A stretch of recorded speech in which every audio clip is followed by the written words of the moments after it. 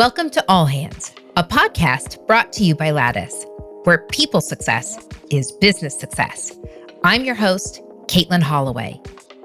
Great people leaders can emerge from every industry, even industries known for difficult, even hostile workplaces. Take the restaurant business, for example.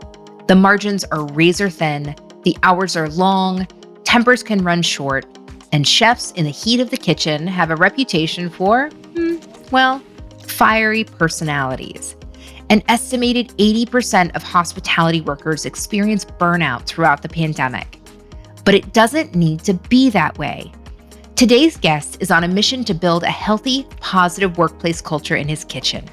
I find the most joy at work when I talk with people at the table and I can tell that they have been moved, while at the same time I can talk with somebody in the kitchen and see that they have not had a very difficult night. Instead, they had a night where they flourished. When both of those things happen, the guest is feeling really great and the cook is feeling really great. That's the best feeling. Chef Seth Stowaway is the owner of Osito restaurant and Liliana cocktail bar in San Francisco's Mission District. Chef Stowaway prepares all the dishes at Osito over an open flame. But it's not all smoke and char, though he is from Texas. The food and experience he creates from the fire is nothing short of exquisite. Chef Seth, welcome to All Hands. Thanks for having me. I am so excited to have this conversation with you today for many reasons.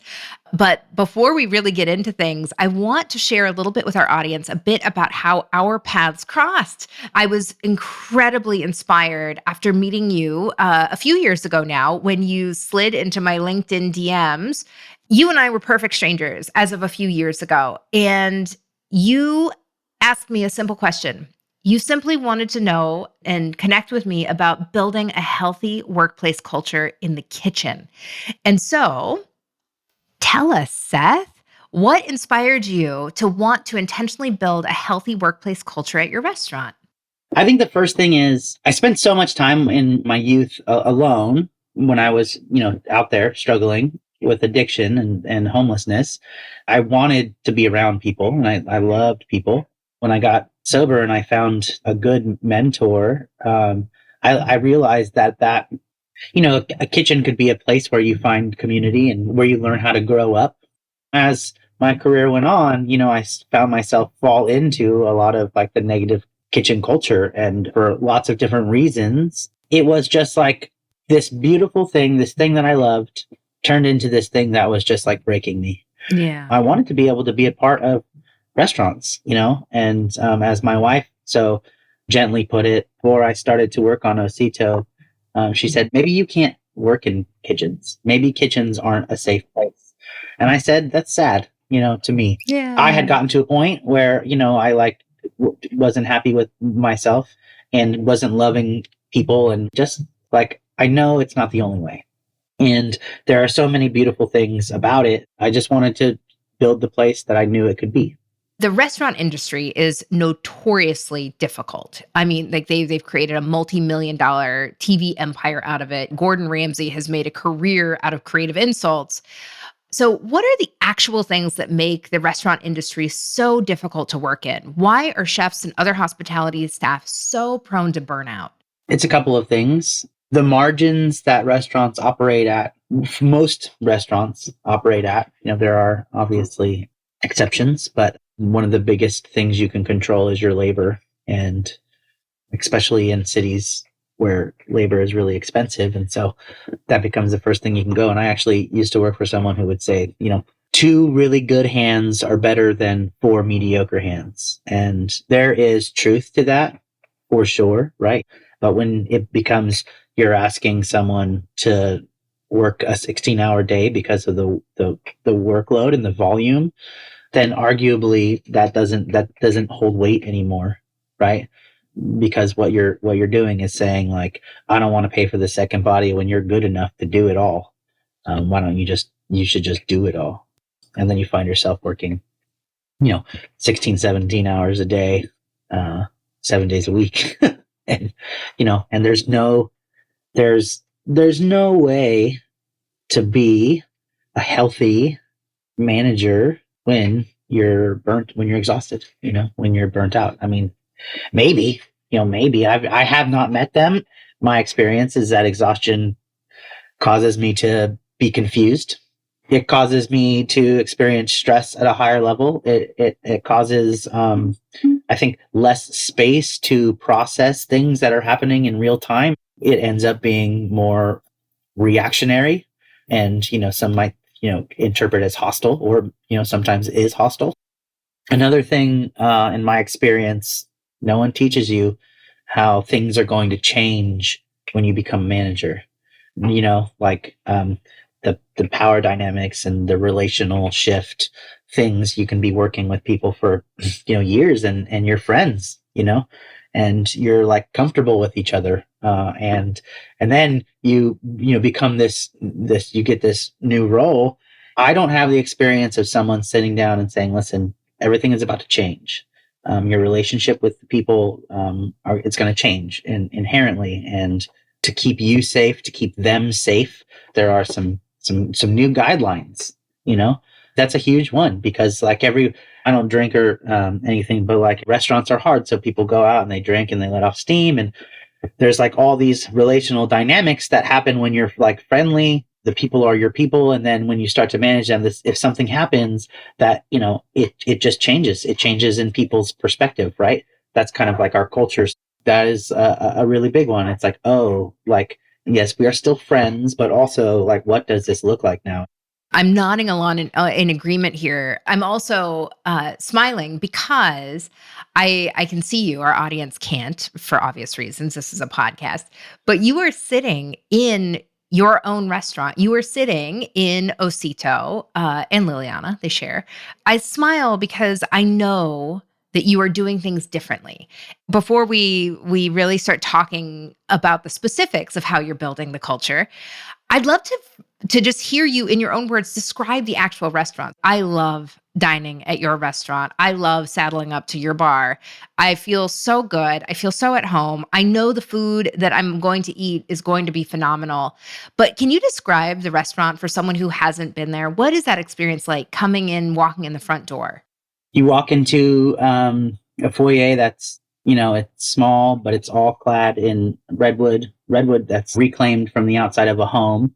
You walk straight into, like, I think, like a kind of timelessness, which is, I think, important for what we're doing, because we want to create something that is both familiar and seems like you've been around it forever, but also new, right? So I think that's kind of the first feeling you get is, oh, it's simple, but it's very different from the things around it in San Francisco.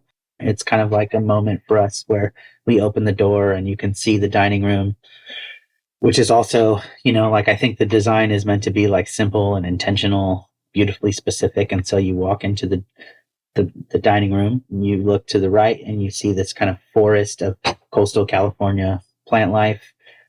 And then you look to the left and you just look down this, beautiful long white oak table, just like beautiful room of reclaimed Douglas fir. And it's light, but it's warm. Everything has been made intentionally for this moment, kind of, to look down this room and to see our chandeliers that my friend Curtis has built, and ceramic that a local artist from the Mission named Ivan made. And you immediately see us in the kitchen. There's no divider, and we are very much like together. We are not separated from each other. I think that's really, really important. There's no door to Liliana. It's just there's a doorway, but it's not closed off. I think this is intentional to be like, behind this door, it's a commitment. It's intentional so that they have their own personalities. It's darker in that room. It's warmer in that room. It's meant to kind of evoke a different kind of familiarity, one that you could feel comfortable coming to all the time. Something that really has stood out to me since we first met and our subsequent conversations was so beautifully illustrated in what you just shared.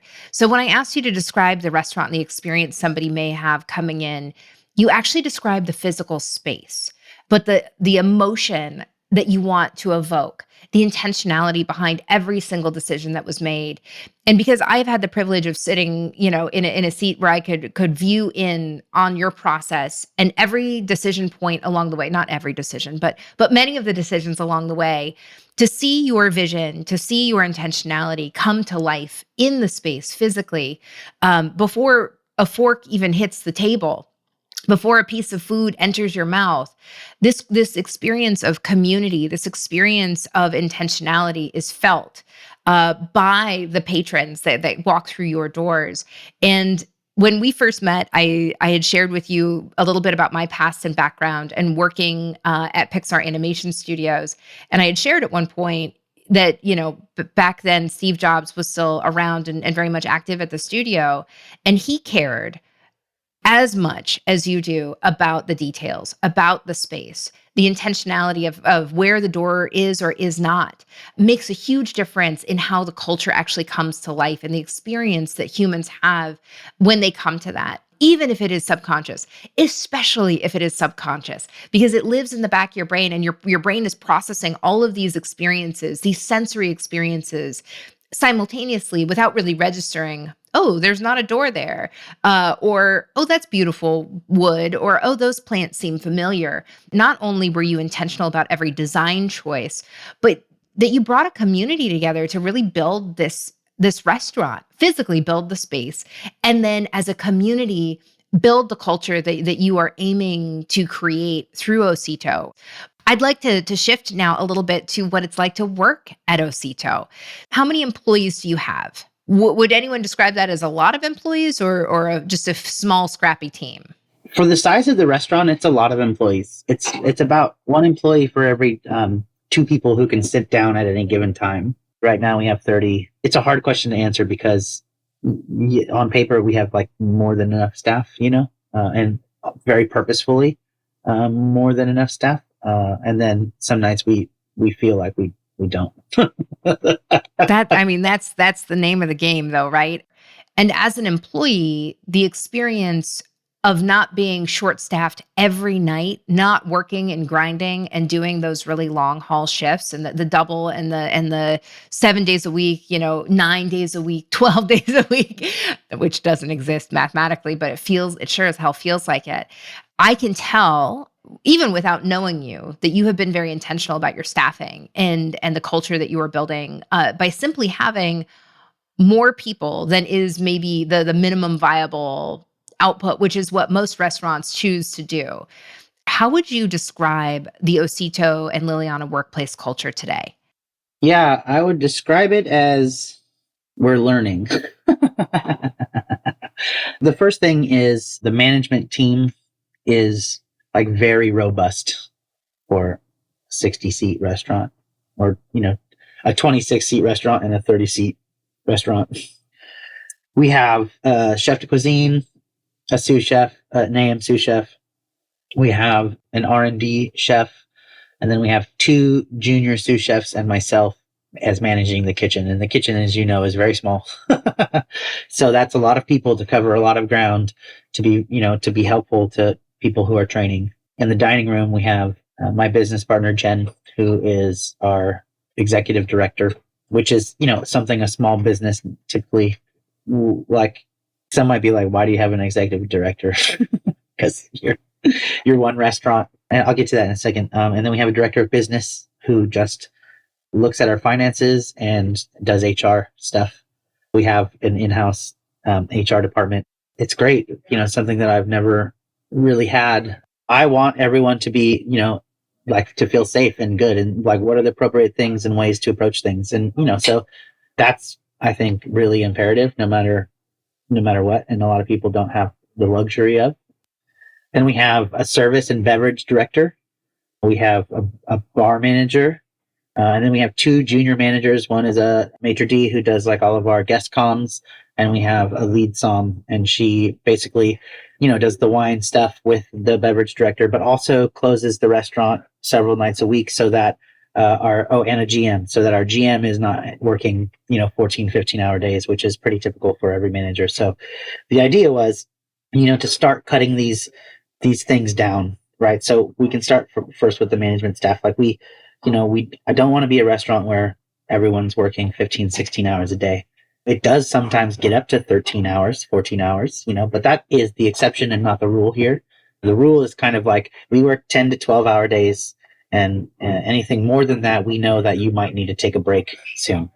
The opening, we didn't have everybody in, like, we opened in a whirlwind and it was a little crazy and we were working a lot, and it was like, this is not the ideal, but always on paper, like always saying, but this is the ideal, right? We're not giving up on that.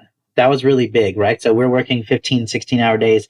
And then it became this thing where I'm like, you guys got to go home. You guys got to go home. And they're like, well, we got to do this. And I'm like, we got to work. We always have to be working towards the ideal, like it's going to ebb and it's going to flow and you won't always get it right. But like, you have to have that as your North Star, So now we have, promoted two people in the kitchen that are like really, really hungry and awesome.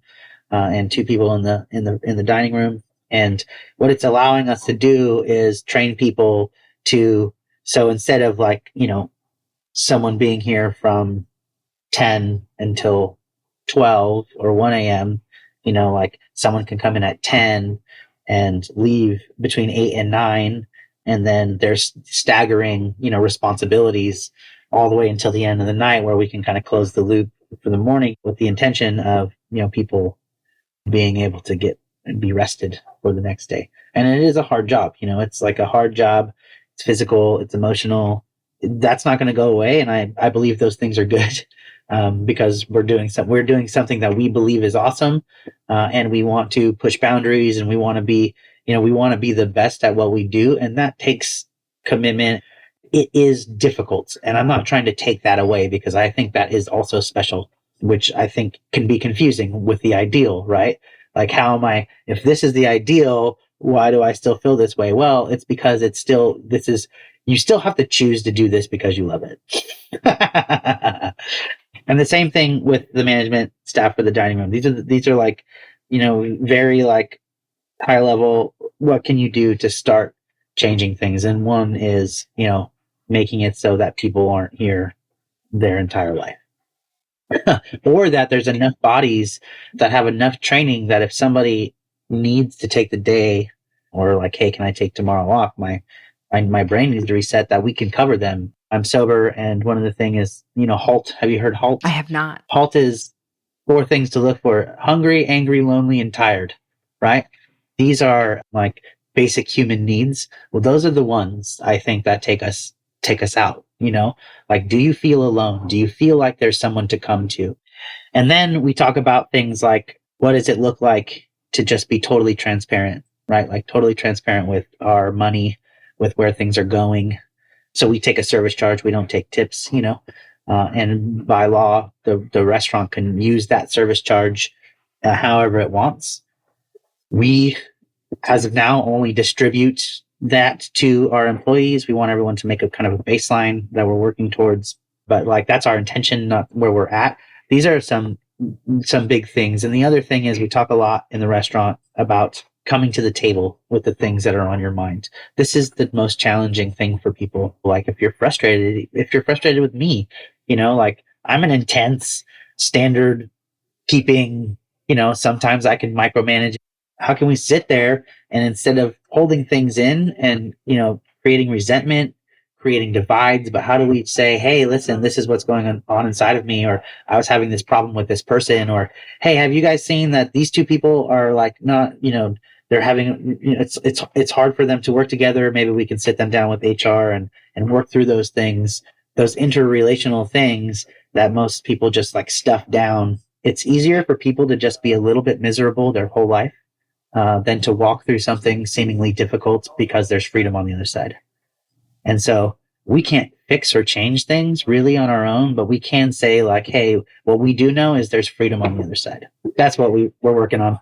I am astounded, even after having worked with you, loosely over the last few years, at how similar the work that you were doing at Osito and in the kitchen is to the work that I have done previously. And the majority of our listeners what you are saying and what you're describing in and from your ideals perspective in what you want to build, the aspirational side of company and culture building is 100% the same. If I took away the context that you were a chef, if I took away the context that you were working, over open flame with a team of 30 plus people every day, every night to serve food to people, I wouldn't know the difference. There is something to be learned from every great leader out there who is intentionally designing their culture. It doesn't matter if you are, a truck driver in Missouri or a chef in San Francisco or, building a tech company in Brooklyn. The fact of the matter is that none of us are perfect. None of our companies are perfect.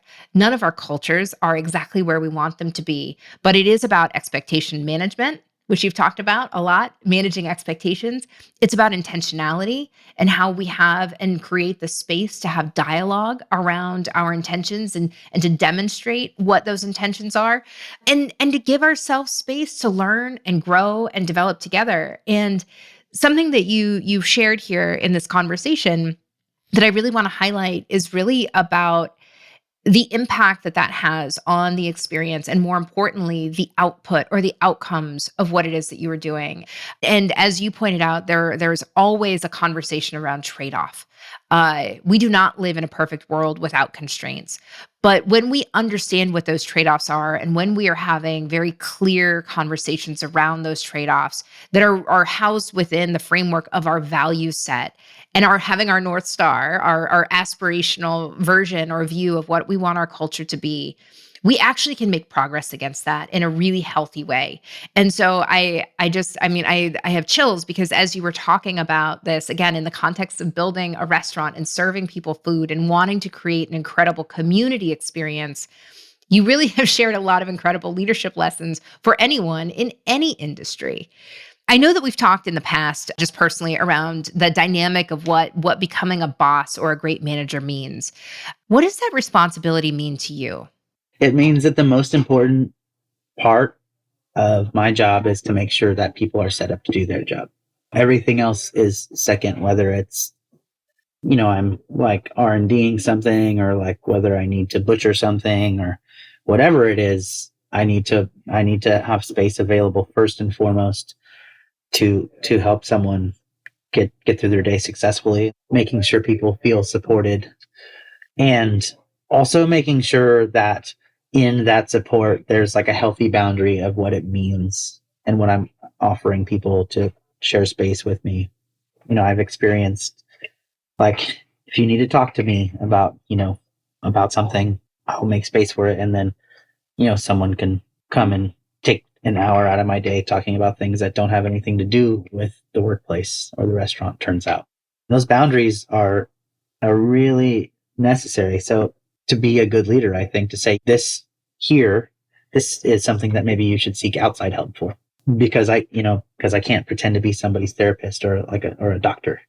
Having those boundaries also, I think something that, I still work on because, the restaurant is so deeply, it's such a personal project that like letting go and showing people that you trust them, like you can't just say you trust people, but you got to like let them do things and even mess up, like you got to let them mess up.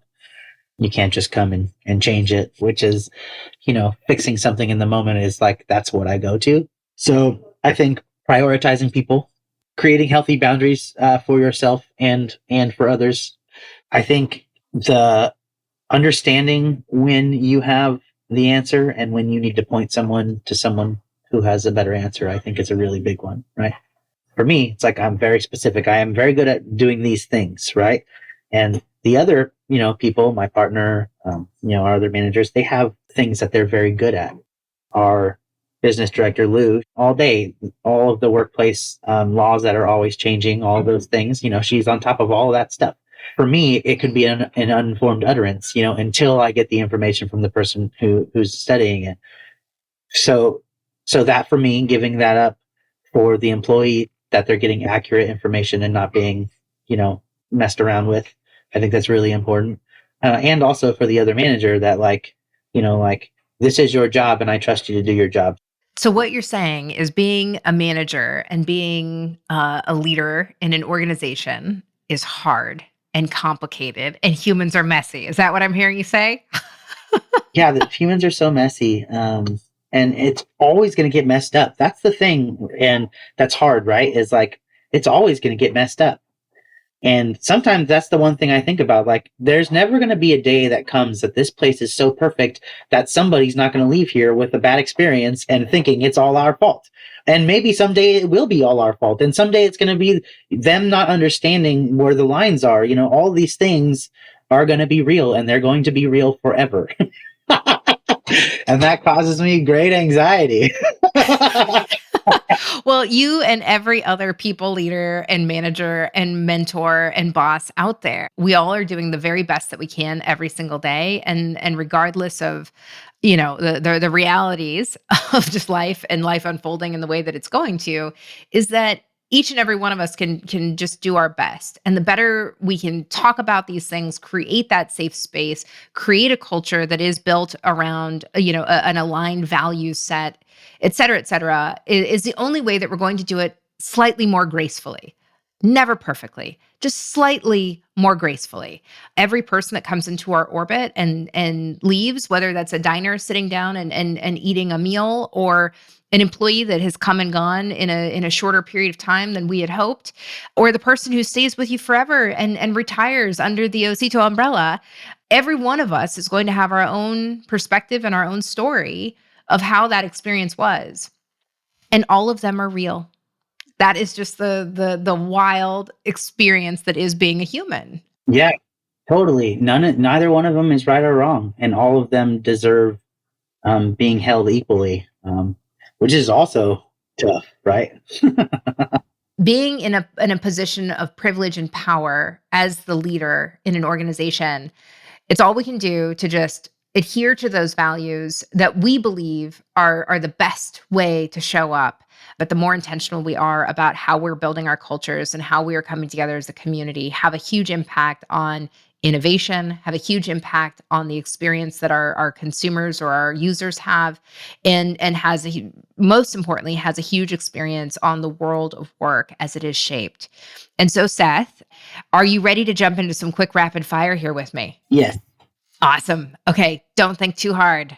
First one, is a hot dog a sandwich? Oh, no. My man. Okay, farmer's market or fish market? Farmer's market. Produce all day. Yeah, all day. Finish this sentence for me. If you can't stand the heat, stick around a little bit longer and you'll get used to it. Okay, what is your go-to mocktail on the Liliana drink menu these days? Oh, dang, that's not fair. We do a cocktail that's made with seedlip, which is an aerosol, which is, basically created in the way of a spirit, but it's a botanical and there's no alcohol.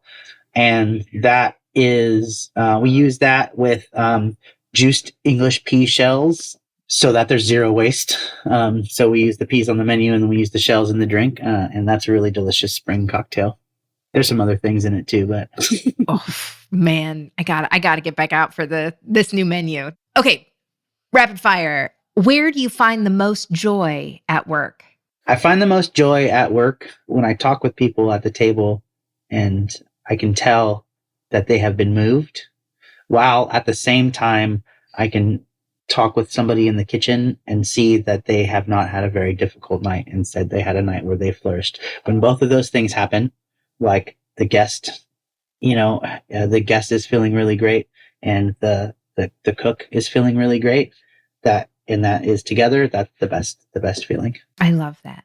Well, Seth, this has been so much fun to chat with you. I love what you are building and I love what you are cooking so very much. And I cannot wait to share your story with our listeners. And so I will say thank you so very much for doing the work that you do. And please, please keep leading authentically. Thank you so much for having me. It's always great talking with you. And to our listeners, thanks so much for joining me on this week's episode of All Hands, brought to you by Lattice. I'm your host, Caitlin Holloway. Follow All Hands on Apple Podcasts, Spotify, Stitcher, or wherever you get your podcasts so you never miss a new episode. Learn more about how Lattice can help your business stay people-focused at lattice.com or find us on Twitter at LatticeHQ. All Hands is produced by Lattice in partnership with Pod People. Special thanks to our production team, Christine Swore, Annette Cardwell, Rachel King, Amy Machado, Danielle Roth, Jessica Pilot, and Carter Wogan. Until next time, keep leading authentically.